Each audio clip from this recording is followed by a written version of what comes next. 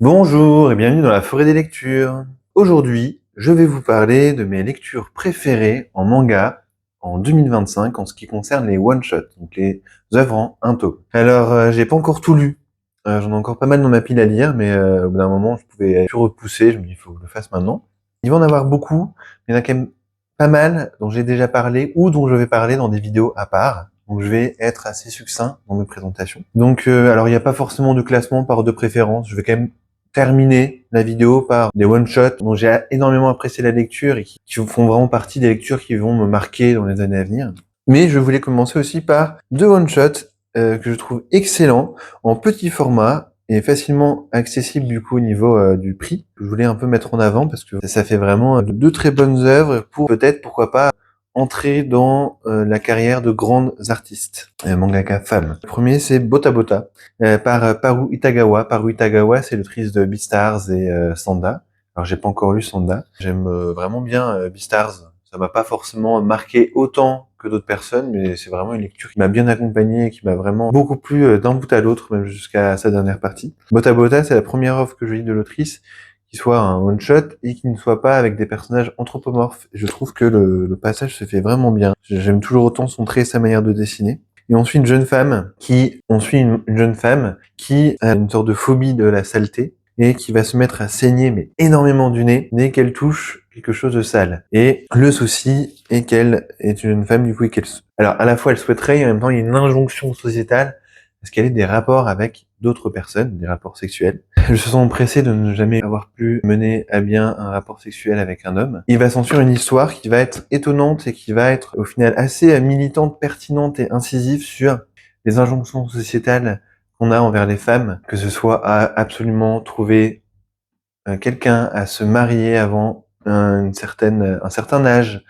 à avoir des relations. Et du coup, qu'est-ce qui est propre, qu'est-ce qui est sale? L'œuvre pose pas mal de questions et se montre pertinente d'un bout en bout tout en étant une lecture très facile, on va dire. Ça se lit vraiment de manière très fluide, très agréable et assez rapidement. Et en effet, il y a des explosions d'hémoglobine, mais c'est assez intéressant et le personnage principal est assez touchant. Et on se rend compte qu'en fait, il y a vraiment des actions d'hommes autour d'elle qui sont, en fait, c'est plus des fois les réactions des hommes qui sont problématiques que elle, la problématique, elle saigne du nez. Donc voilà, il y a pas mal de lectures à faire, c'est vraiment très intéressant, vraiment une très bonne lecture en un tome. Et ensuite, Fragment d'espoir par Moto Hagio. C'est un recueil d'histoires courtes ayant pour thème Fukushima et la catastrophe nucléaire de Fukushima. Alors moi, je suis quelqu'un qui adore les recueils d'histoires courtes, mais je trouve qu'ici, c'est vraiment pertinent parce que Moto Hagio va adopter une approche très différente en fonction des histoires, en ayant beaucoup de métaphores visuelles, philosophiques, thématiques, que ce soit par rapport à l'uranium, par rapport à notre rapport au nucléaire, à ce que ça engendre, à ce que ça a engendré aussi. C'est vraiment très intéressant, très beau, le dessin de Moto Hagio. Alors c'est une œuvre forcément du coup assez récente dans la carrière de l'autrice.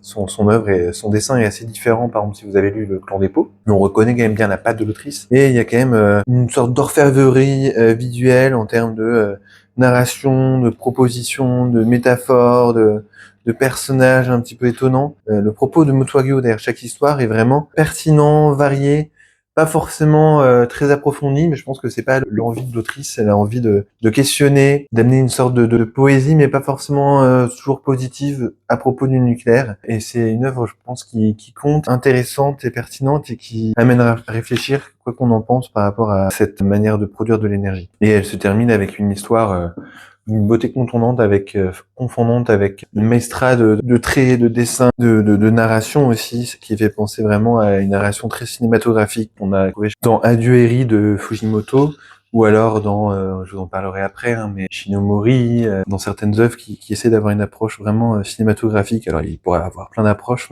mais cet enchaînement de cases horizontales comme ça apporte vraiment un vrai plus à la narration. C'est vraiment un tour de force au sein de ce recueil et vraiment, je peux aussi le recommander. Il faut tout de même être intéressé par la thématique et apprécier des histoires courtes, vraiment avec des idées de base très intéressantes, mais qui vont pas forcément apporter des réflexions non plus très profondes et réflexives. Maintenant, je vais vous parler d'autres œuvres qui m'ont vraiment marqué. Alors, j'ai fait une pile, je les prends dans l'ordre qui vient. Donc Mère Cosmos, dont je vous ai parlé récemment, la première œuvre qu'on a en France de Minoru Sugiyama, donc du manga alternatif. Mère Cosmos, c'est une aventure dans un monde cyberpunk avec des sortes de véhicules qu'on peut conduire, un monde un peu perdu avec des choses du passé, la recherche d'une mère, un père qui serait soit un sauveur, soit un gourou. Ça fait penser pas mal à Evangelion, je pense que c'est un hommage indirect. C'est vraiment inventif et assez unique visuellement. Et en même temps, même si c'est de l'alternatif, je trouve que c'est assez accessible. Une très jolie étrangeté qui se lit vraiment avec grand plaisir. Et on passe à toute autre chose avec Au creux de nos mains de Kirin Tondo. J'ai juste oublié de dire, Mère Cosmos est sorti aux éditions Uber. J'en parle parce que c'est quand même des petits éditeurs importants et c'est important à mes yeux de les mettre en avant. Et là, c'est un manga pareil, la découverte d'une autrice, Kirin Tondo, Au creux de nos mains. Et c'est sorti aux éditions Nazca. Si je dis pas de bêtises, c'est leur première œuvre japonaise. En plus, c'est issu d'un magazine de prépublication assez important, du Fiyung. Et c'est un recueil d'histoires courtes, mais qui ont tous un lien entre elles, parce qu'on va y voir du coup les mêmes personnages. Parfois, on a des personnages secondaires, parfois ça va être le personnage principal, donc on va changer de point de vue. Donc on va changer de point de vue au fil des histoires. Pareil, j'en ai déjà parlé, hein, je l'ai lu il y a déjà un moment déjà, mais c'est vraiment une lecture toute douce, assez belle. Le dessin assez rond me refroidissait un petit peu au début, mais au final j'étais assez pris par la proposition de Kirin Tondo. Et j'ai vraiment été emporté et assez touché par ces histoires assez belles, assez douces et qui parlent vraiment de relations fines entre les personnages, de non-dits, de violence. Et là, j'arrive plus trop à m'en souvenir, mais je vous propose de regarder plus la vidéo qui en parle un peu mieux. Une très belle proposition, une belle découverte, et j'espère qu'on aura d'autres œuvres de cette autrice en France parce que c'est vraiment chouette. Ensuite, je vais vous parler de Mimosa, Momo et moi, une œuvre d'un duo d'auteurs, Nekomaki. C'est sorti aux éditions Le Renard Doré. Nekomaki, on les a déjà eu en France pour Le vieil homme et son chat. Apparemment, c'est vraiment excellent, mais je l'ai jamais lu. On y suit du coup un petit garçon au quotidien qui va explorer ses environs, adopter un canard, virer son chat, se construire des échasses avec des boîtes de conserve. Et en même temps, c'est la relation avec ses parents, ses conflits, ses espoirs, ses peurs.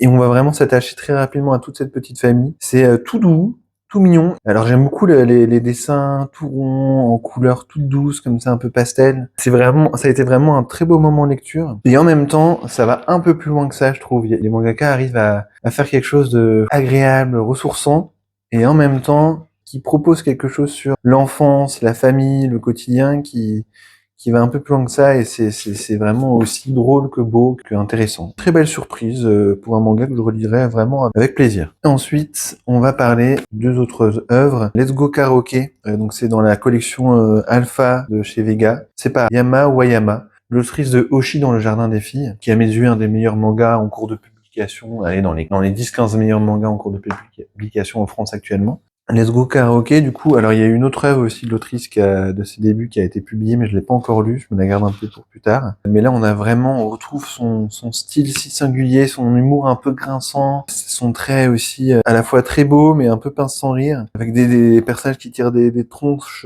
très sérieuses et en même temps assez drôles en parallèle. C'est très fin, très beau. On y suit un jeune homme qui va croiser la route d'un yakuza. Il va avoir une histoire de concours de chant qui va se mettre en place, avec bien sûr une sorte de relation étrange qui va se lier entre ce lycéen et ce yakuza.